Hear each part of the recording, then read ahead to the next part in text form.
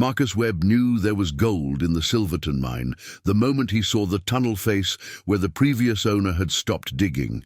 He knew it the way a man knows his own heartbeat, the way 23 years of hard rock mining teaches you to read stone like preachers read scripture, like gamblers read cards, like desperate men read hope into impossible situations. The vein was there, right there, 6 inches beyond where Jonathan Silverton had quit in 1871. You could see it if you knew what to look for, that particular discoloration in the quartz, that subtle change in the rock face texture that said gold-bearing ore was just beyond the current excavation. Silverton had stopped literally inches from wealth, had declared the mine worthless after 3 years of expensive labor with minimal returns, had sold it for back taxes and moved to California to try his luck elsewhere, never knowing how close he'd come to striking it rich. 6 inches. That's all that separated Silverton from wealth he'd sought for years, all that separated Marcus Webb from the opportunity of a lifetime, from the one chance a 41-year-old wage miner might get to stop working for other men and start building his own fortune. Marcus had bought the property in April 1874 for $80. Every penny he'd saved from 4 years working other men's claims at $3 per day. The sale document from the county assessor called it exhausted mining property with no commercial value, no active operations, no realistic prospects for profitable extraction.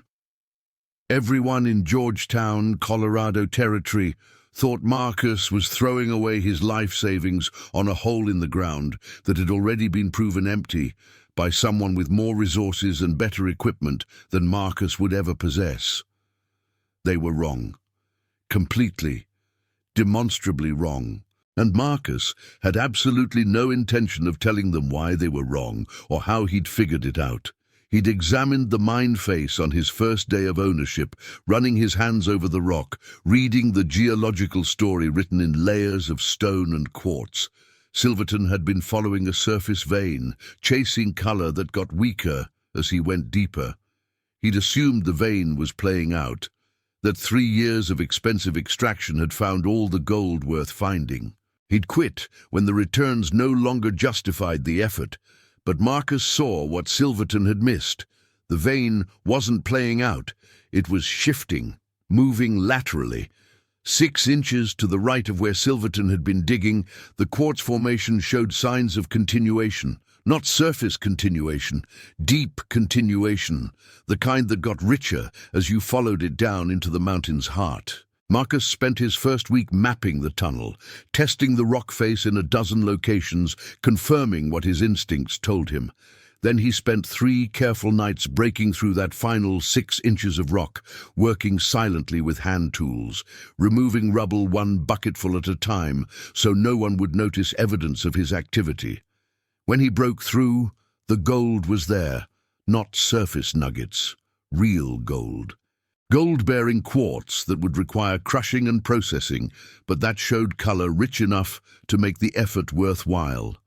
Very worthwhile. Marcus stood in the tunnel that night, lamplight reflecting off traces of gold in the fresh rock face, and made a decision that would define everything that followed. He would work this vein secretly, tell no one, hide his findings, and finally, after 23 years of making other men rich, keep the profit for himself. Marcus had bought the property in April 1874 for $80, everything he'd saved from 4 years working other men's claims. The sale document called it exhausted mining property with no commercial value. Everyone in Georgetown, Colorado Territory, thought Marcus was throwing away money on a hole in the ground that had already been proven empty. They were wrong, and Marcus had no intention of telling them why. He was 41 years old, had spent his entire adult life since age 18, breaking rock for other men's profit, watching claim owners get rich while miners got broken backs and silica lung and wages that barely covered basic survival. He'd found color in 7 different claims over the years. 7 times his knowledge and experience had led to discoveries that made other men wealthy. Every single time, he'd reported it to the claim owner like an honest man should, like a good employee was expected to. Every single time, he'd received a small bonus, maybe $20, maybe $50 if the owner was generous, and then watched someone else extract thousands of dollars in wealth from his discovery. The Black Hawk Mine in 1867. Marcus had found the extension of their main vein when everyone thought it had played out. His discovery saved the operation, kept 40 men employed, made the owner $60,000 over 3 years. Marcus got a $100 bonus and a pat on the back. The consolidated claim in 1869, Marcus noticed a quartz formation everyone else had ignored, led them to a pocket that yielded $12,000 in 2 months. He got $50 in gratitude that lasted exactly as long as the gold. 7 times, 7 discoveries. 7 times watching other men profit from his knowledge while he remained a wage worker, scraping by on $3 a day. Not this time, not again. This mine was his, bought with his savings, legal title in his name. This vein was his discovery, his knowledge, his risk. This gold would be his alone, and he would finally be the one who benefited from his own expertise instead of enriching men who'd never held a pick or understood rock formations or risked their lives in darkness hundreds of feet underground. The justification came easily in those first weeks. He'd earned this, deserved this, had paid his dues working for pennies while making other men rich. This was cosmic balance. This was fairness. This was his turn to be the lucky one, the wealthy one, the man who could retire early instead of dying in someone else's tunnel with lungs full of rock dust and nothing to show for a lifetime of labor. But justification is easier in darkness, alone with your thoughts and your ambitions. It gets harder when you have to look your neighbors in the eyes and lie about why you're at the mine every day, why you're building a cabin inside a tunnel everyone knows is worthless, why you're not looking for other work when everyone thinks you're broke. But he couldn't just start mining. Georgetown wasn't large, but it wasn't blind either. A mine that everyone knew was exhausted, suddenly producing ore, would raise questions. Questions led to claim jumping, legal challenges, partnerships Marcus didn't want. He needed secrecy. He needed camouflage. He needed a reason to be at the mine every day that wouldn't make people suspicious. So he built a cabin inside the tunnel entrance, not a normal cabin. He built living quarters 20 feet into the mine shaft, using the mountain itself as walls and roof. Told everyone he was building a home because surface construction cost too much lumber. Said he'd rather live in the mine tunnel than waste money on conventional housing. People thought he was insane, or desperate, or both. "Marcus, you can't live in a mine," George Patterson told him at the general store. Patterson owned 3 producing claims and considered himself an authority on mining sense. "That's not a home. That's a tomb waiting to happen. Tunnel's solid, rock's good granite, timber supports are sound. But it's a mine. You'll go mad living underground like some kind of animal. Why not build a proper cabin on the surface like a civilized person?"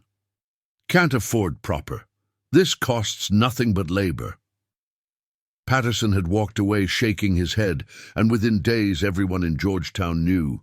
Marcus Webb was so poor he was building a home inside a worthless mine tunnel. The man who'd wasted his savings on exhausted property was now wasting his time living like a mole. They didn't know Marcus was building a home as cover story. They didn't know that while he constructed living quarters in the front 20 feet of tunnel, he was secretly extending the main shaft deeper, following a quartz vein that got richer with every foot he advanced. The setup was perfect. His cabin was just a room built inside the mine entrance, stone walls separating living space from the working tunnel beyond, a door, a stove, a bed, all visible to anyone who visited. But behind that stone wall, behind the locked door he always kept closed, Marcus was mining. carefully, quietly, removing ore in small quantities he could hide, working mostly at night when no one would see lamplight from the tunnel, processing the ore himself using a small arastra he'd built, hidden in the woods half a mile away. By August, he'd extracted $400 worth of gold. By September, $700. By October, over 1,000. More wealth than he'd made in 4 years of honest wage labor, and the vein kept getting richer. He told no one. Not his brother in Denver, not the few men he considered friends, certainly not the neighbors who mocked his living situation. The gold went into a hidden cache, and Marcus played the role of poor fool, wasting his life in an exhausted mine. The mockery was constant and creative. Heard Webb's living in a hole now, like a badger. Man buys a worthless mine, then moves into it. That's double stupid. Give him 6 months. He'll either freeze or go mad, probably both. Sarah Chen, who ran the boarding house where Marcus had briefly stayed, made a special trip to the mine to express concern. "Mr. Webb, this isn't healthy. Living underground, no sunlight, no proper ventilation. You'll make yourself sick." "I'm fine, Mrs. Chen. Healthier than working someone else's claim breathing rock dust 10 hours a day." "But people are talking. They say you've lost your mind. That you're living like an animal because you wasted all your money. Let them talk. I have a roof over my head and money in the bank." The lie came easily. He had much more than money in the bank. He had a fortune in gold, hidden where no one would ever find it. But Sarah's concern wasn't entirely about his living situation. Like others in Georgetown, she'd noticed Marcus was always at the mine. Never came to town socially, never joined the men at the saloon, never attended church or community gatherings. "You're isolating yourself," she said. "That's not good for a person. Humans need community." "I'm not isolated. I just prefer my own company." What he didn't say, he preferred his own company because community meant questions. Questions meant lies, and lies had a way of unraveling under sustained scrutiny. The truth was, Marcus was lying to everyone. To his neighbors, who thought he was poor and desperate. To the county assessor, who valued his mine at essentially zero. To himself, when he pretended this was all going to work out without consequences. Because there were consequences brewing that Marcus hadn't anticipated. Georgetown was struggling in ways Marcus couldn't ignore, no matter how much he wanted to focus only on his mine and his secret.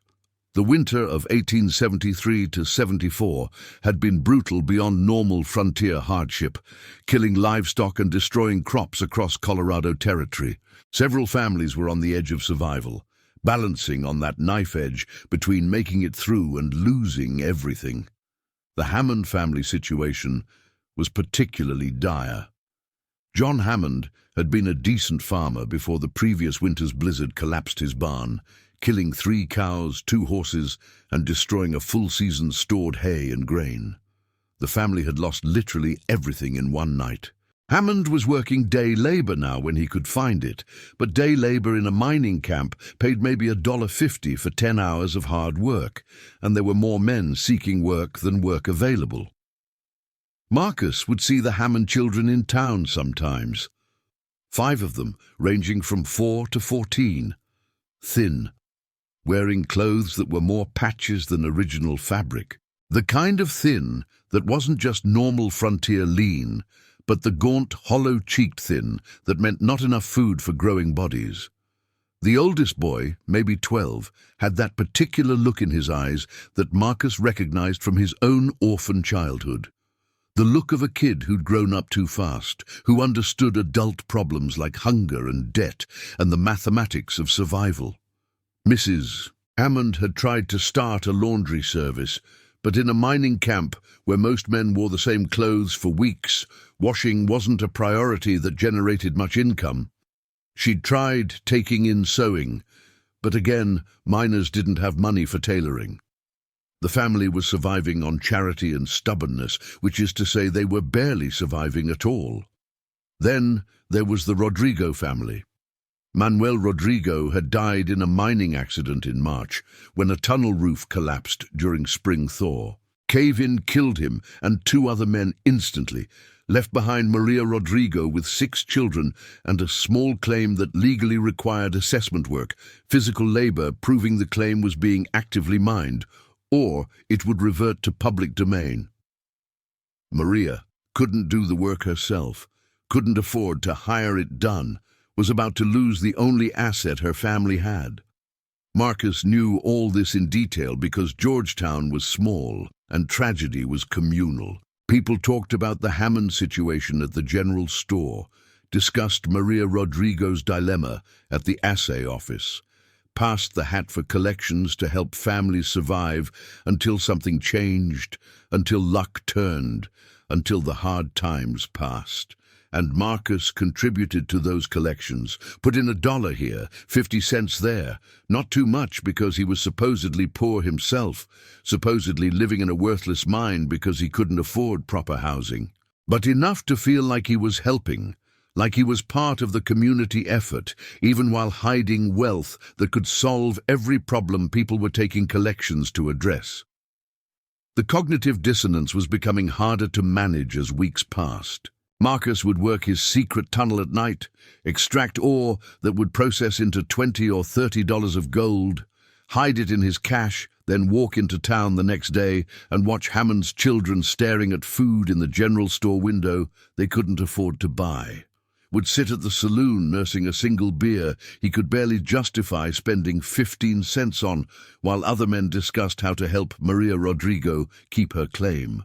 Would listen to people worry about whether 3 families would have to leave Georgetown before winter because they couldn't afford to stay.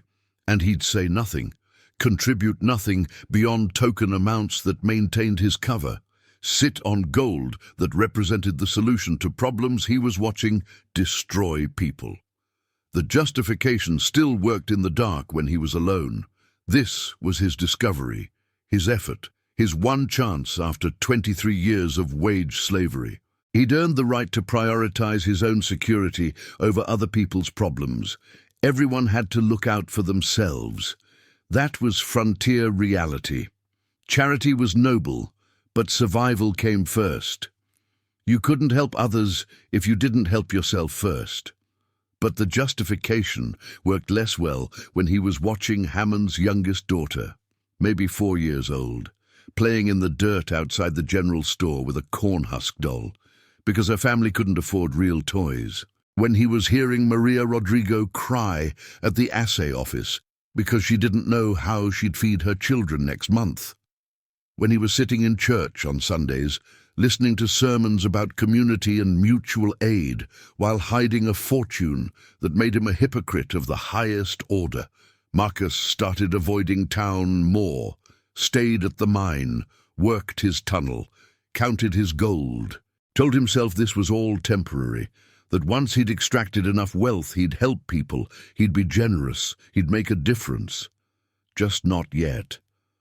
Not while he was still building his own security. Later, when he was safe, when he had enough, then he'd be the generous neighbor everyone wished they had. Later, always later, while children stayed hungry now, while Maria Rodrigo lost ground now, while families struggled now, and Marcus counted gold in his secret cache and told himself he'd earned the right to prioritize himself first. By November, the cognitive dissonance was becoming hard to manage. Marcus would sit in his mine cabin at night, looking at the locked door that separated his living space from his secret working tunnel. Behind that door was wealth. In front of it was the poverty he pretended to live in. He'd bought better food recently, not too much better, didn't want people noticing, but enough that he wasn't eating beans and hardtack every meal. He'd bought a new coat, told people he'd found it used. He had money now, not just survival money, real money, the kind that meant security, freedom, a future where he wasn't dependent on other men's claims, but he couldn't spend it without raising questions, couldn't help the Hammond family without explaining where the money came from. couldn't pay Mrs. Rodrigo's assessment without people wondering how a man, supposedly penniless, could afford charity. The secret was becoming a prison, as confining as any mine tunnel. Then, December brought complications Marcus hadn't planned for. The blizzard started on December 18th, temperature dropping from 20 degrees to -10 in 4 hours, wind building to 40 miles per hour, snow falling thick and fast. Georgetown had seen bad weather before. This looked worse. Within 6 hours, it was -20 with wind at 60 miles per hour, snow 3 feet deep and still falling. The town prepared the way mining camps always prepared. Stockpile wood, seal gaps, hunker down. But some families were less prepared than others. The Hammond family's temporary shelter, they'd been living in a tent-frame structure since their barn collapsed, wasn't going to survive this. Mrs. Rodrigo's cabin had structural damage from the previous winter that she couldn't afford to fix. As the storm intensified, people started seeking better shelter. The boarding house filled past capacity. The church opened for refugees. Families doubled up in the sturdier cabins. Marcus watched from his mine entrance as people moved through the storm, helping neighbors, sharing resources, creating the community resilience that kept mining camps alive.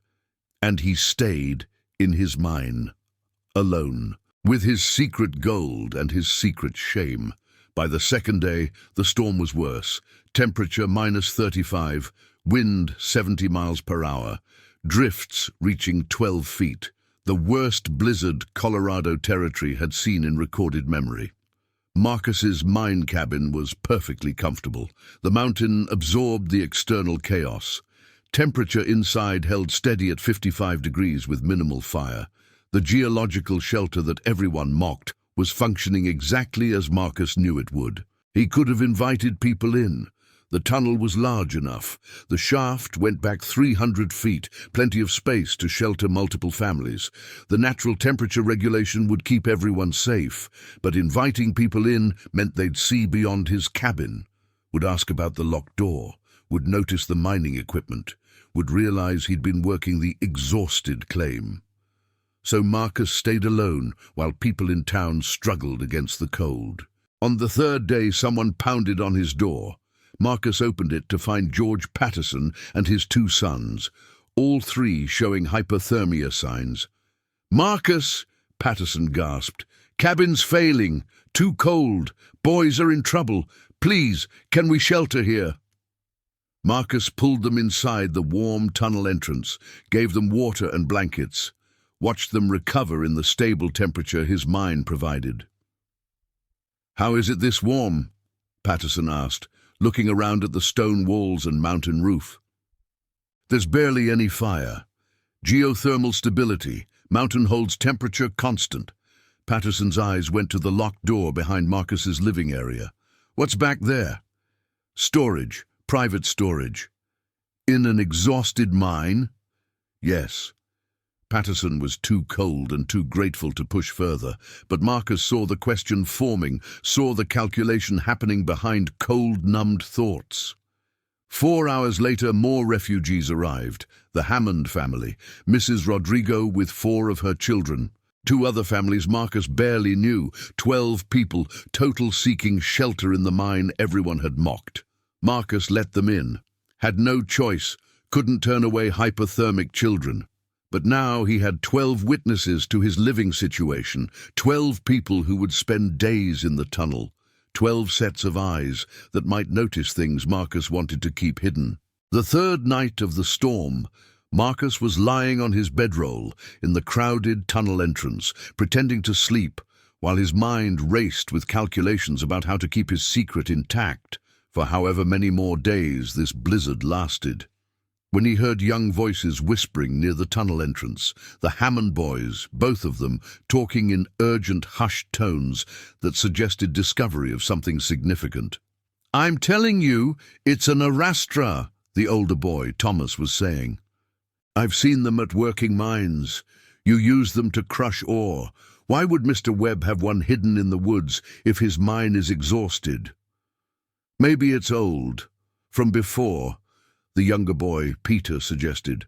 It's not old. The frame is new wood, and there's fresh ore tailings around it, recent ore, like someone's been using it. Thomas's voice carried the excitement of a boy who'd figured out an adult secret. Mr. Webb is mining. He's been mining all along. He's finding gold and not telling anyone. Marcus's stomach dropped. The arastra. He'd hidden it 1/2 mile from the mine in a thick stand of pine trees, thought he'd concealed it well enough that casual passers-by wouldn't notice, hadn't counted on children gathering firewood during a blizzard, hadn't counted on a 12-year-old who knew enough about mining to recognize equipment and understand its implications. By morning, the secret was spreading through the 14 refugees crowded in Marcus's tunnel. Not loudly. Not confrontationally, just quiet conversations, meaningful looks, the kind of slow information diffusion that happens when people are trying to figure out if something shocking might be true. John Hammond approached Marcus mid-morning while others were occupied with makeshift breakfast preparations, pulled him aside into the deeper tunnel section where private conversation was possible if you kept your voice low. "Marcus!" Hammond said, his voice carefully neutral in that way that meant he was working hard to control anger. "My boys found your arastra, the ore crusher, hidden in the trees about 1/2 mile northwest." He paused, watching Marcus's face for reaction. "They say it shows signs of recent use, fresh tailings, new equipment." Marcus could have lied. Could have said it was old equipment he'd been testing, that the boys misunderstood what they'd seen, that their excitement had led them to wrong conclusions. But looking at Hammond's face, at this man whose family was literally starving, who'd accepted charity and sympathy while Marcus sat on hidden gold, lying felt impossible. "Yes," Marcus said simply. "I've been working the mine, finding good ore, since April." Hammond's expression didn't change, but something behind his eyes hardened. "How long have you been working it?" 8 months, since I bought the property." "Finding anything?" The question was a test. They both knew it. Hammond already knew the answer, was seeing if Marcus would compound his deception with more lies. "Yes, good color. Rich vein that Silverton missed by inches.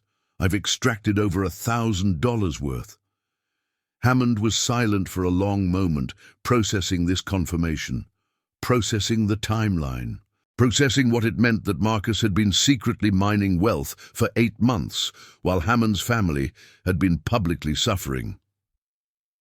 "Over $1,000, Hammond repeated, his voice still carefully controlled. "You've been sitting on over $1,000 in gold, while my family has been eating charity beans, while my children have been going to bed hungry because I can't afford to feed them properly, while my wife has been doing other people's laundry for pennies, trying to keep us alive." The accusation landed with the weight of truth, because it was true.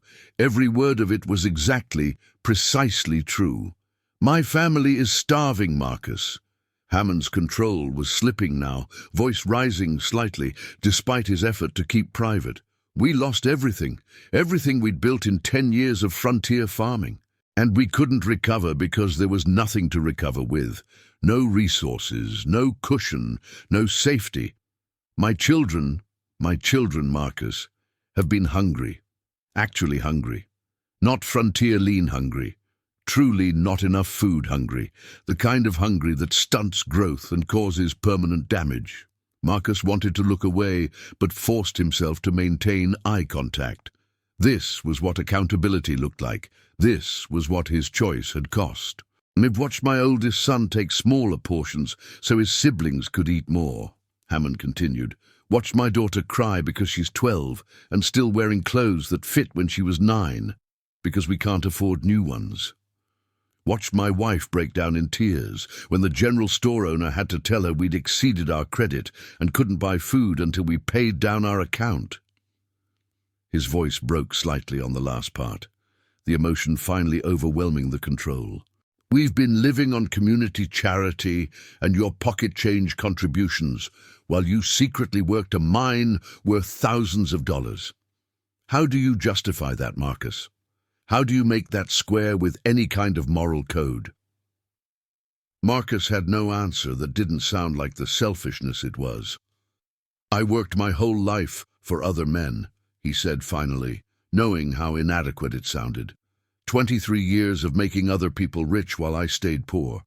This was supposed to be my chance. My turn to benefit instead of being used. My turn to have security instead of scraping by on wages that barely covered survival. At what cost? Hammond's question was quiet but devastating. At the cost of watching children starve when you had the means to help. At the cost of letting Maria Rodrigo lose her claim when you could have saved it with a week's worth of your extraction. At the cost of becoming the kind of man who values metal more than people. The question hung in the cold tunnel air like smoke that wouldn't dissipate. Because that was exactly what Marcus had become.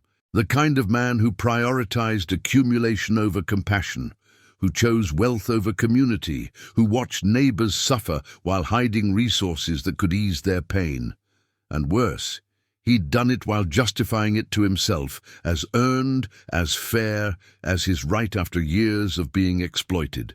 Had turned his own victimization into permission to victimize others through indifference and concealment. "You're right," Marcus said quietly. "I chose gold over people. Chose my security over your family's survival. There's no justification for that doesn't make me a selfish bastard. You're right, and I'm sorry, and I don't know how to make it right." Hammond nodded slowly. Not forgiveness. Just acknowledgement that Marcus at least recognized what he'd done. The fourth day, the storm continued. 14 people now crowded in Marcus's tunnel, refugees from failed shelters, and everyone had heard about the hidden gold, about Marcus mining secretly while playing poor, about the $1,000 hidden while families suffered. The judgment was quiet but thorough. People didn't yell, didn't accuse loudly, but their eyes said everything. He'd chosen wealth over community, chosen secret profit over shared survival. Sarah Chen, who'd worried about Marcus isolating himself, put it most directly. "You isolated yourself, Marcus, not because you preferred solitude, because you preferred money, and now you're isolated in the worst way, surrounded by people who know what you chose." The storm broke on December 23rd. 5 days of sustained cold and snow. They emerged to a transformed Georgetown. Several structures had failed. Resources were depleted. But the community had survived by helping each other, by sharing, by prioritizing collective survival over individual gain. Marcus's secret was now public knowledge. Everyone knew about the gold, about the deception, about the months of hidden mining while neighbors struggled. The legal ramifications came first. The county assessor arrived to reassess Marcus's mine value. His property taxes increased substantially. Several families filed labor claims, arguing they'd provided assistance that contributed to his ability to mine successfully, though these claims went nowhere legally. The social ramifications were worse. Marcus wasn't ostracized exactly. Mining camps couldn't afford to completely exclude anyone, but trust was gone.